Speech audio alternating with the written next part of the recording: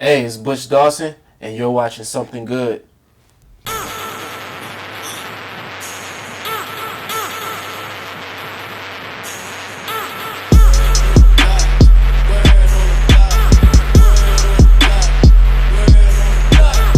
Um, I feel like the diversity in that area has allowed not well the diversity ain't really like the priority factor of like the whole like DMV coming up. It's like it's basically everybody like kind of like crossing these intersections and is building up more of a bridge for like other artists to like flourish and even like have that spotlight and know how to like capitalize off of it.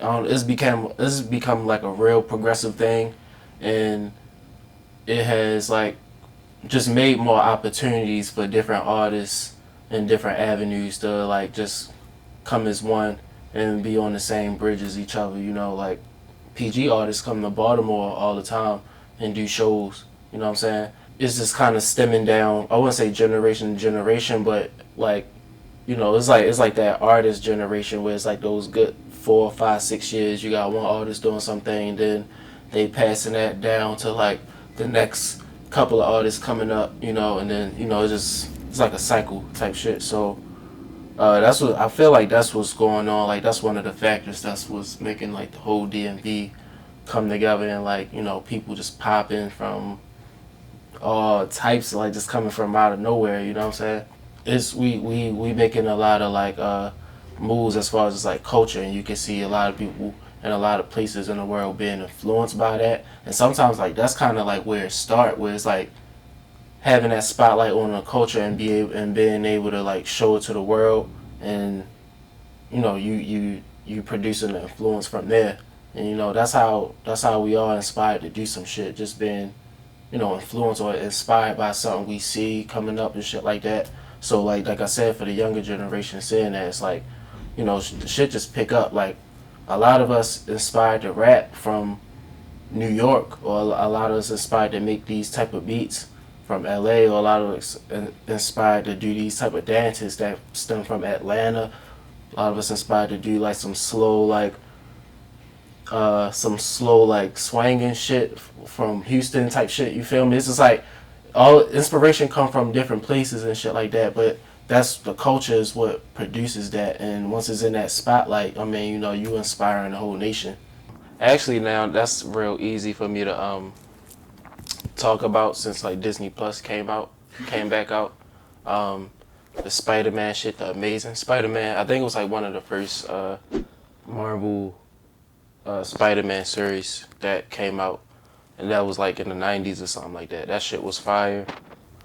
I grew up watching a lot of cartoons, like fighting cartoons, and then it turned to anime. I started watching anime. Like my starter pack was Naruto. Naruto. I feel like that was a lot of people's starter packs, but my favorite one so far is I fuck with all the fighting, like the dirty, like bloody fighting animes, like the new joints that came out on Netflix, like Baki and Kenshin.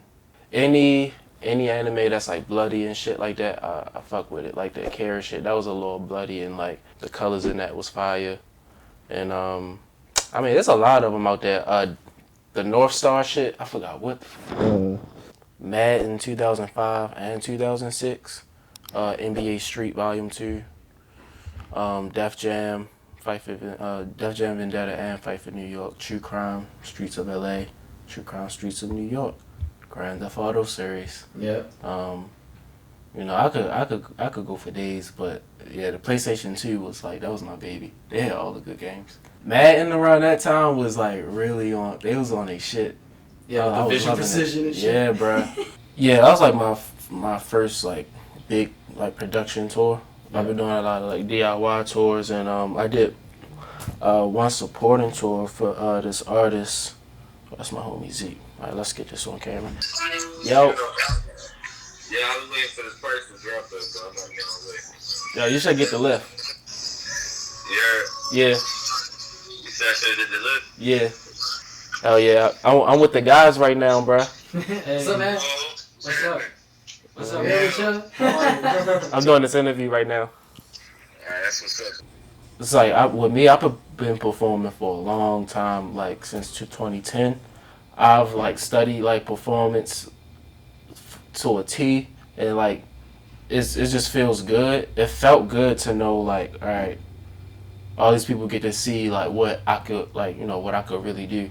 You know what I'm saying? Like that was like one of the best things out of that whole fucking tour. I did not care about anything else because it's like I performed in front of a little bit of people before, gave it all I got. You know what I'm saying? And with my performances, with me, it's all about turning non-believers to believers. That's all I've been doing for like years. I don't think I had a show yet where someone like, "Boo, you suck." You know what I'm saying? Like people just like fuck with me off the top just based off of just like the performance and everything. So other than that, every show was lit, like damn near sold out. And I made a lot of good fans and friends from the tour. So it was really helpful for me. Shout out my boy Peggy for putting me on. And I mean, yeah, I couldn't ask for anything more other than that. It was a lot of fucking people at them damn shows. That's something that I ain't never gonna forget. Just because like that's like the first time I've been over there, and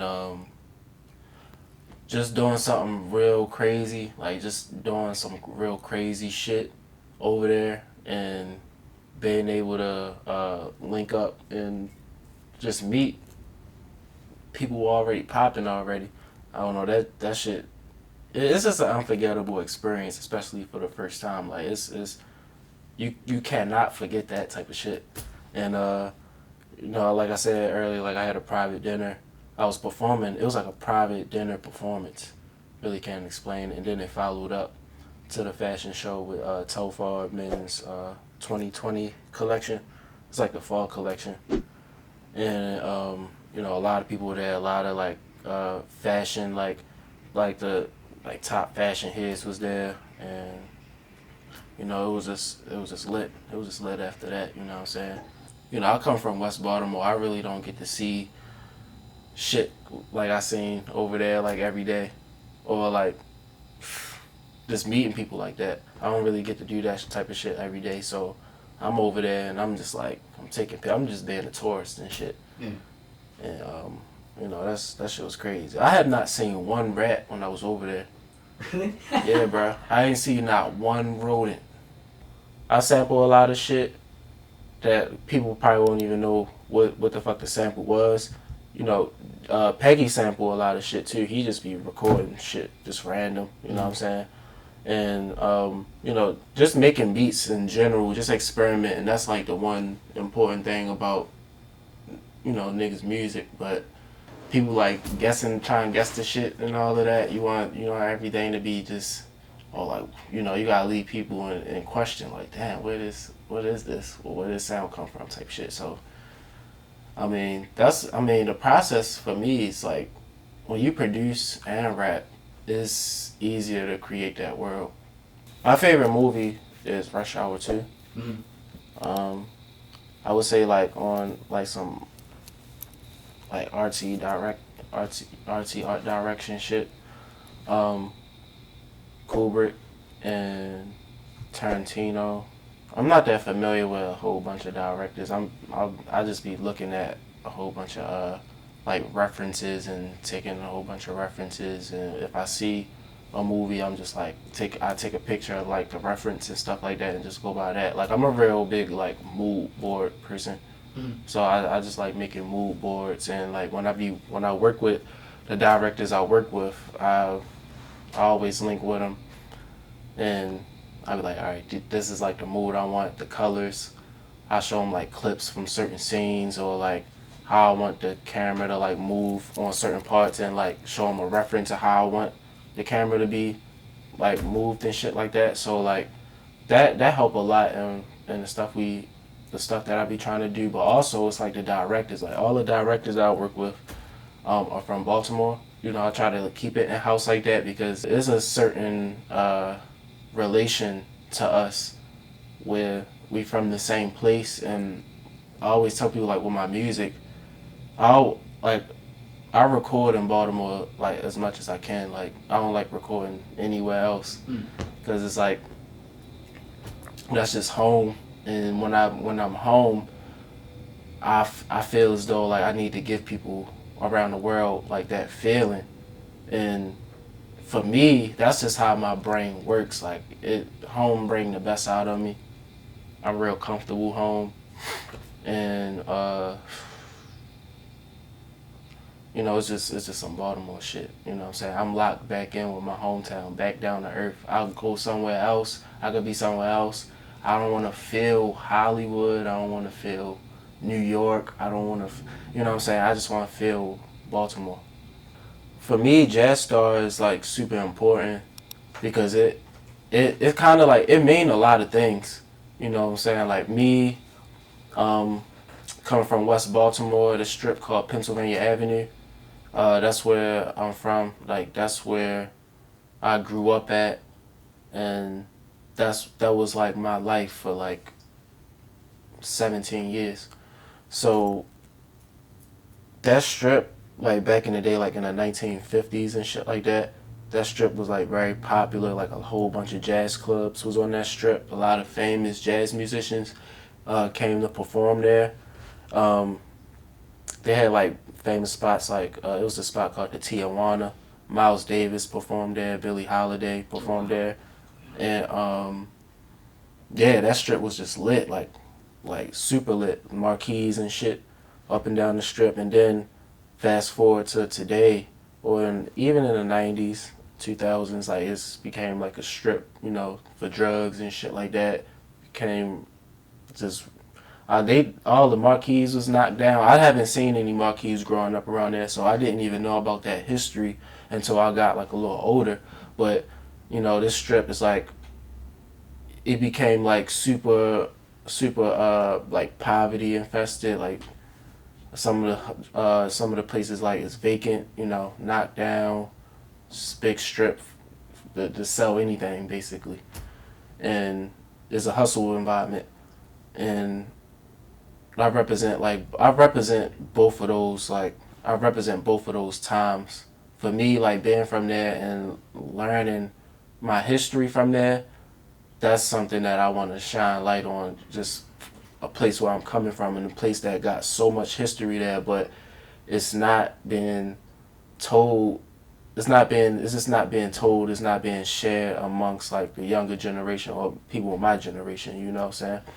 So that's another part of like Jazz Star for me, and the whole thing about just, you know, rock stars and shit. Like every rappers want to be a rock star now. I'm trying to be like the Jazz Star. You know what I'm saying? I'm trying to be like a fly ass Roy Ayers or Lonnie Liston Smith, and just be on some fly shit like that. Not no rock star, but the Jazz Star. Yeah. And You'll be rocking clubs in your own way. type shit, you know what I'm saying? And also, it's just about meshing these sounds together that I've been trying to do for a long time. Just like the jazz, melodic, like horror jazz. It's not even like, jazz is jazz. Jazz is always going to sound good, but, you know, that horror jazzy sound, like, that's what I want to bring out and mesh with, like, my energy-driven, experimental type shit, and figure out how to like just make that one entity. It's grimy, but it still sounds beautiful at the same time. You know what I'm saying? So yeah, I've been trying to work on perfecting that one sound for a long ass time, and you know it's working. I like that challenge for myself, you know, because you know, it's a sound that I cater to so well. So I just want to like keep making it better. Mr. Santiago, could you stop for a pic? I was in the middle of some